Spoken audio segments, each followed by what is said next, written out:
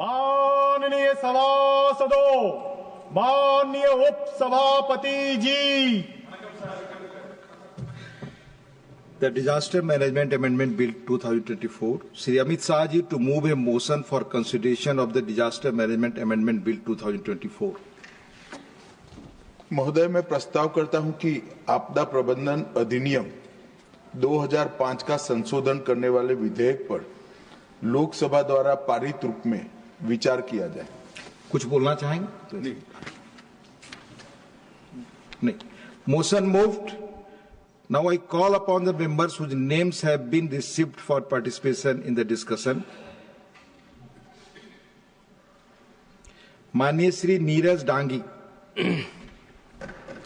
बहुत बहुत धन्यवाद आदरणीय उपसभापति महोदय, मुझे इस बिल पर शुरुआत करने का अवसर आपने प्रदान किया।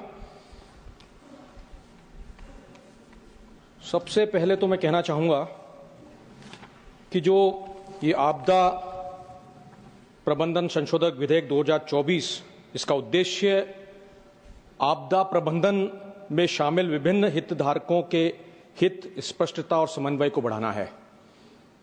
प्रस्तावित संशोधन उन प्रयासों की कड़ी है जो यूपीए सरकार के द्वारा शुरू किए गए थे जब 2005 में आपदा प्रबंधन अधिनियम को पेश किया गया और लागू किया गया था। इस अधिनियम का उद्देश्य आपदा प्रबंधन के लिए एक सुदृढ़ और व्यापक ढांचा स्थापित करने का था जो रोकथाम, तैयारी, प्रतिक्रिया और पुनर्वास पर केंद्रित हो।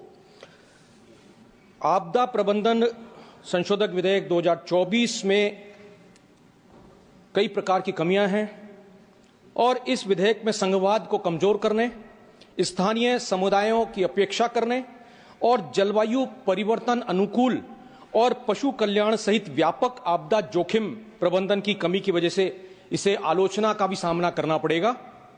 मुख्य नकारात्मक बिंदुओं को प्रकाश में डालूं अगर तो हम बात करेंगे, इसमें सत्ता का केंद्रीकरण और स्थानीय स्वायत्तता की कमी नजर आ रही है। संघवाद को कमजोर करना इस विधेयक में नजर आ रहा है। राज्य सरकारों और स्थानीय निकायों की कीमत पर एक उच्च स्तरीय समिति एचएलसी और राष्ट्रीय संकट प्रबंधन समिति एनसीएमसी को सशक्त बनाने पर विधेयक का जोर विवाद का एक प्रमुख बिंदु है और एक शीर्ष से नीचे का दृष्टिकोण महत्वपूर्ण आपदा प्रतिक्रिया प्रयासों में देरी का कारण बन सकता है, क्योंकि स्थानीय अधिकारी जो अक्सर पहले प्रतिक्रिया के बारे में जिक्र करते हैं और होशियार करते हैं, वे सभी हाशिए पर हैं। स्थानीय स्तर पर अधिकारी और स्थानीय लोग जो सूचना दे सकते हैं वो कोई और, मैं समझता हूं कि नहीं दे सकता। जवाबदेही की कमी इस बिल में है। जिला अधिकारियों के लिए प्रदर्शन मूल्यांकन उपायों को हटाने से उनकी तैयारी और प्रतिक्रिया प्रभावशीलता का आकलन करना वो भी कठिन हो जाता है। नए प्राधिकरणों का निर्माण, वित्त, इसमें जो बिल स्पष्ट औचित्य के बिना एक नई शहरी आपदा प्रबंधन प्राधिकरण यूडीएमए का प्रस्ताव करता है जो संभावित रूप से अनावश्यक नौकरशाही परतों का निर्माण करेगा। मैं समझता हूं ये बहुत बड़ी खामी इस बिल में है। ऋण राहत को हटाने की जब हम बात करें तो विधेयक मूल आपदा प्रबंधन अधिनियम की धारा 13 को समाप्त करने का प्रयास करता है जो राष्ट्रीय आपदा प्रबंधन प्राधिकरण एनडीएमए को आपदाओं से प्रभावित व्यक्तियों और समुदायों को महत्वपूर्ण ऋण राहत प्रदान करने का अधिकार देता है। ये बहुत बड़ी कमी इस बिल में नजर आती है।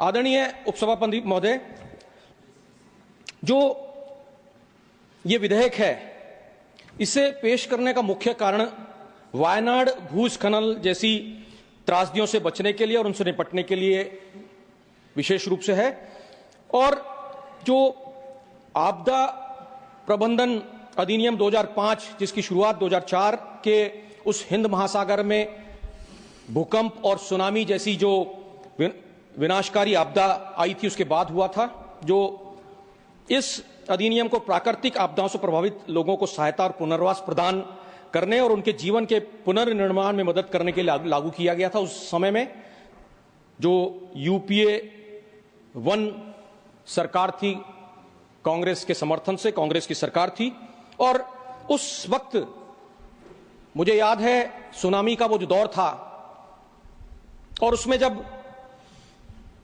जो जरूरतमंद थे, जो उस डिजास्टर से प्रभावित हुए, उन तमाम लोगों को राहत प्रदान करने के लिए यूपीए की चेयरपर्सन सोनिया गांधी जी और तत्कालीन प्रधानमंत्री मनमोहन सिंह जी कटिबद्ध थे कि ऐसे जरूरतमंद लोगों को मदद तुरंत प्रभाव से मुहैया कराई जाए। मुझे याद पड़ता है वो वक्त, मैं धन्यवाद भी देना चाहूंगा श्रीमती सोनिया गांधी जी को, जिन्होंने पोस्ट सुनामी रिलीफ वर्क्स के लिए 2004 में जो सुनामी आई, 26 दिसंबर का वो दिन कोई भूल नहीं सकता। उस वक्त वहां उस क्षेत्र में, अंडमान निकोबार, तमिलनाडु, चेन्नई आदि के क्षेत्र में, और मुझे भी वहां मौका मिला पोस्ट सुनामी रिलीफ वर्क्स के लिए काम करने का। 18 दिन तक हम लोगों ने भी शायद उस त्रासदी को बहुत नजदीक से देखा। आपदा क्या होती है, डिजास्टर का सही रूप अगर कोई देखने को मिला तो उस वक्त देखने को मिला। मैं समझता हूं कि राजनीति में मेरे लिए वो जो समय था वो बहुत कुछ सीखने का था, बहुत कुछ जानने का था, और डिजास्टर मैनेजमेंट कैसे किया जाता है वो भी हम लोगों ने उस समय जाना और समझा। मैं समझता हूं कि इस अधिनियम की जो प्रमुख विशेषताएं थी उस समय 2005 की, जिन्हें यूपीए 1 सरकार द्वारा लागू किया गया था, राष्ट्रीय आपदा प्रबंधन प्राधिकरण एमडीएमए की स्थापना, जो राष्ट्रीय स्तर पर आपदा प्रबंधन के लिए नीतियां, योजनाएं और दिशा निर्देश तैयार करने के लिए जिम्मेदार एक सर्वोच्च निकाय है एनडीएमए, जो उस वक्त यूपीए सरकार 1 ने लागू किया। राज्य आपदा प्रबंधन प्राधिकरण एसडीएमए की स्थापना, जिसकी अध्यक्षता मुख्यमंत्री करते हैं, और जिला आपदा प्रबंधन प्राधिकरण डीडीएमए की स्थापना, जिसकी अध्यक्षता जिला मजिस्ट्रेट या उपायुक्त करते हैं, उस वक्त लागू किया गया था। आपातकालीन प्रतिक्रियाओं और आपदा शमन के लिए राष्ट्रीय आपदा प्रतिक्रिया कोष एनडीआरएफ और राष्ट्रीय आपदा शमन कोष एनडीएमएफ की स्थापना उस वक्त की गई थी।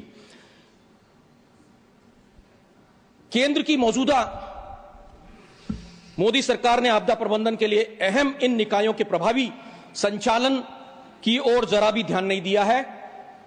मैं समझता हूं कि इसमें हैरानी की कोई बात नहीं, क्योंकि हमेशा सरकार का संचालन हमेशा विफल ही रहा है हर चीज के अंदर, क्योंकि असली आपदाएं जो पैदा हुई इस वक्त, नोटबंदी भी एक आपदा का ही रूप रहा, जिसको सुनो यार क्या है विषय पर मैं सत्यता पर प्रकाश डाल रहा हूं। मैं सत्यता पर प्रकाश डाल रहा हूं। वो विफलताएं रही पर ही बोल सकते हैं। मैं आपदा ही बता रहा हूं। वो कोविड का विफल प्रबंधन केंद्र की सरकार का रहा, जहां सरकार को चाहिए था कि कुशल प्रबंधन कोविड-19 का होता, और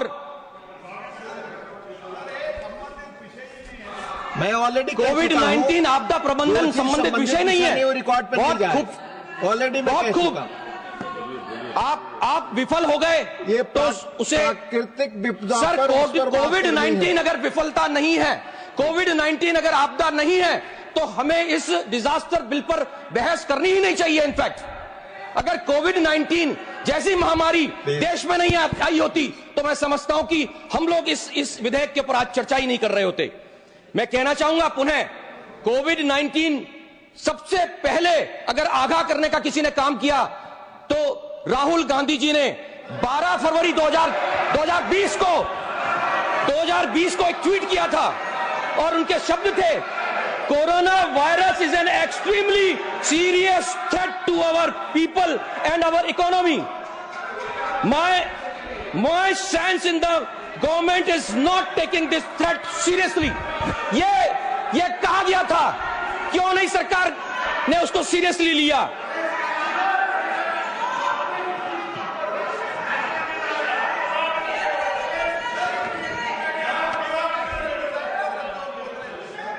नेशनल डिजास्टर पीएम सर अभी वो ये कह रहे कि sir I am not yielding unnecessarily sir, I object. मैं ना तो विषय से भटका हूं, ना मैं विषय से भटका हूं, और ना मैंने कोई अतथ्यात्मक कोई यहां पर कोई तथ्य रखे हों।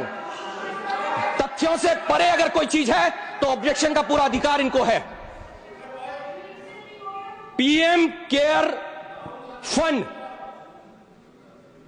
केयर फंड का निर्माण किया गया, जिसे मैं तो कहूंगा कि PM does not care fund है ये। कोविड-19 महामारी और अन्य आपदाओं के दौरान घोषित पीएम केयर फंड ने एनडीआरएफ और एनडीएमएफ की स्थापना के उद्देश्य को विफल किया है। यह कोविड के वक्त हुआ।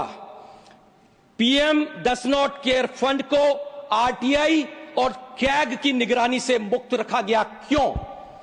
मोदी सरकार ने इन फंडों के उपयोग को लेकर जो है पर्देदारी इसको बनाए रखा, पर्दे में रखा, इसका खुलासा कहीं नहीं हुआ। यहां तक कि आपको याद दिलाना चाहूंगा सारे सदस्यों के लिए, चाहे ट्रेजरी बेंच हो चाहे विपक्ष हो, हमारा उस वक्त का जो एमपी लेड फंड